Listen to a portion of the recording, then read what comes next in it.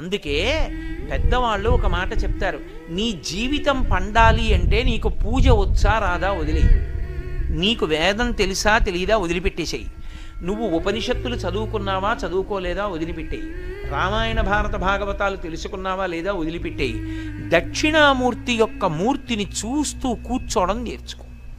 అదొక్కటి నేర్చుకో చాలు, ఏమక్కర్లేదు. ఇంకా దక్షిణామూర్తిని పెట్టుకుని రోజు కాసేపు ఆయన్ని చూస్తే చాలు. మీకు నేను ఇంకా విచిత్రమైన విషయం చెప్పనా, చంటి పిల్లలు కొంచెం కొంచెం పెరిగి పెద్దవాళ్ళు అవుతున్నప్పుడు ఇంట్లో అందమైన దక్షిణామూర్తి విగ్రహం ఉండి, విగ్రహం అంటే ఫోటో కనీసం ఉండి, పిల్లలు కాసేపు దాని వంక చూడడం అలవాటైతే మీరు చూడండి, నేను యథార్థం చెప్తున్న, పెద్దలు నిర్ణయం చేసింది, వాళ్ళు కళ్ళు తిప్పి ఆడుకుంటూ ఆడుకుంటూ పాకడం కూర్చోవడం వచ్చినప్పుడు చూసినప్పుడు వాళ్ళు నిశ్చలంగా కాసేపు ఇలా దక్షిణామూర్తి వంకే చూస్తారు.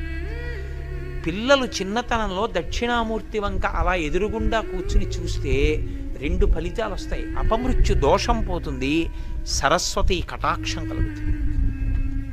అందుకే అసలు ఇంట దక్షిణామూర్తి ఫోటో లేని ఇల్లు ఉండరాదు.